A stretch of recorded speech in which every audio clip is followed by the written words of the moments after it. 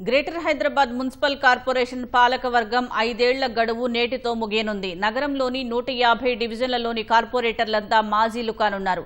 రేపటి నుంచి ప్రత్యేక అధికారి పర్యవేక్షణలో బల్దియా పాలన సాగనుంది. ప్రిన్సిపల్ సెక్రటరీ హోదా ఉండే అధికారిని జీహెచ్ఎంసీకి ప్రత్యేక అధికారిగా నియమిస్తూ ఇవాళ ప్రభుత్వం ఉత్తర్వులు జారీ చేసే అవకాశం ఉంది. మరోవైపు బల్దియాను 3 కార్పొరేషన్లుగా విభజిస్తారనే చర్చ కొన్నాళ్లుగా నడుస్తున్నప్పటికీ త్వరలోనే ప్రభుత్వం స్పష్టత ఇచ్చే అవకాశం ఉంది. గ్రేటర్ హైదరాబాద్ మున్సిపల్ కార్పొరేషన్ పాలకవర్గం 5 ఏళ్ల గడువు ఇవాళ్టితో ముగియనుంది. 2020లో జరిగిన ఎన్నికల్లో గెలిచిన కార్పొరేటర్లు 2021 ఫిబ్రవరి 10న ప్రమాణ స్వీకారం చేశారు. అప్పట్నుంచి నేటి వరకు 5 ఏళ్ల పాటు 150 డివిజన్లలో వారి ఆధ్వర్యంలో పాలన సాగగా ఇవాళ్టితో వారంతా మాజీలు కానున్నారు. 2020లో జరిగిన ఎన్నికల్లో బీఆర్ఎస్ 56, బీజేపీ 48, ఎంఐఎం 44, కాంగ్రెస్ 2 స్థానాల్లో విజయం సాధించాయి. ఎంఐఎం మద్దతుతో బీఆర్ఎస్ అభ్యర్థి గద్వాల్ విజయలక్ష్మి మేయర్గా, శ్రీలతారెడ్డి డిప్యూటీ మేయర్గా ఎన్నికయ్యారు. 2023 డిసెంబర్లో రాష్ట్రంలో ప్రభుత్వం మారడంతో గ్రేటర్లోనూ కీలక పరిణామాలు చోటు చేసుకున్నాయి. మేయర్, డిప్యూటీ మేయర్తో పాటు 10 మంది బీఆర్ఎస్ కార్పొరేటర్లు కాంగ్రెస్లో చేరారు. కౌన్సిల్లో పార్టీల బలాబలాలు మారాయి. అవిశ్వాస తీర్మానం పెట్టే బలం ఏ పార్టీకి లేకపోవడంతో మేయర్, డిప్యూటీ మేయర్ 5 ఏళ్లు పదవీ కాలంలో కొనసాగారు. కార్పొరేటర్ల సంఖ్య 150 నుంచి 144కు తగ్గింది. గుడిమల్కాపూర్, ఎర్రగడ్డ, సంతోష్ నగర్, చంపాపేట కార్పొరేటర్లు అనారోగ్య కారణాలతో మరణించారు. మెహదీపట్నం కార్పొరేటర్ మాజిద్ హుస్సేన్ నాంపల్లి ఎమ్మెల్యేగా, రెహమత్పురా కార్పొరేటర్ మహమ్మద్ ముబీన్ బహదూర్పురా ఎమ్మెల్యేగా ఎన్నికయ్యారు. 6 డివిజన్లకు ఉప ఎన్నిక నిర్వహించకుండానే పాలకవర్గం 5 ఏళ్లు పూర్తి చేసుకుంది.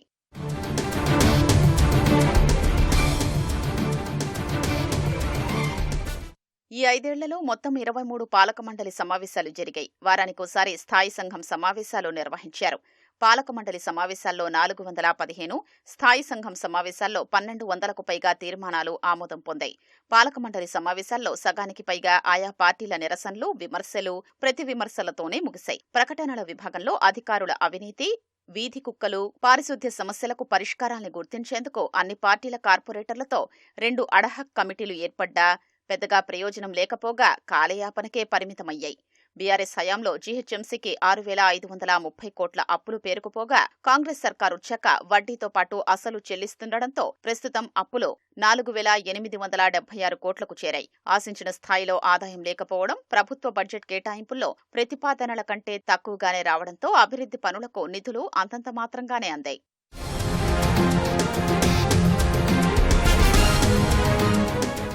ఈ 5 ఏళ్ల పాలనలో 5,117 కోట్ల రూపాయలు వెచ్చించి 23,287 అభివృద్ధి పనులు పూర్తి చేసినట్లు జీహెచ్ఎంసీ వెల్లడించింది.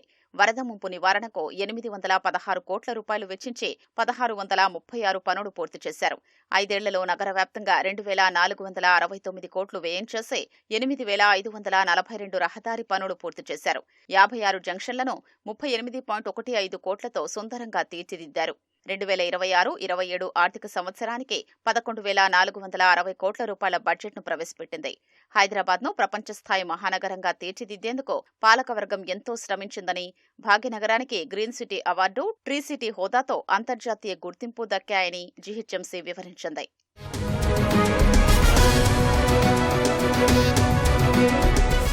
పాలకవర్గం గడువు ముగియడంతో బుధవారం నుంచి జీహెచ్ఎంసీ ప్రత్యేకాధికారి పాలనలో కొనసాగనుంది. కొత్త పాలకవర్గాన్ని ఎన్నుకునే వరకు పౌరసేవలు, అభివృద్ధి పనుల విషయంలో ఆటంకాలు తలెత్తకుండా ప్రిన్సిపల్ సెక్రటరీ హోదా ఉన్న అధికారిని జీహెచ్ఎంసీ స్పెషల్ ఆఫీసర్గా నియమిస్తూ ప్రభుత్వం ఇవాళ ఉత్తర్వులు జారీ చేసే అవకాశం ఉంది. ఇటీవల 27 శివారు మున్సిపాలిటీల్ని బల్దియాలో విలీనం చేస్తూ 300 వార్డులు, 60 సర్కిళ్లు, 12 జోన్లుగా విభజించారు. జీహెచ్ఎంసీని ప్రక్షాళన చేస్తూ కొత్తగా 12 మంది ఐఏఎస్లను జోనల్ కమిషనర్లు, అదనపు కమిషనర్లుగా నియమించారు. పాలనా సౌలభ్యం కోసం జీహెచ్ఎంసీతో పాటు మల్కాజ్గిరి, సైబరాబాద్ పేర్లతో కార్పొరేషన్లను ఏర్పాటు చేయాలని భావిస్తోంది. జీహెచ్ఎంసీని 3 నెలల్లో పూర్తిస్థాయిలో గాడిన పెట్టి జూన్లోపే ఎన్నికలు నిర్వహించాలని ప్రభుత్వం యోచిస్తున్నట్లు సమాచారం.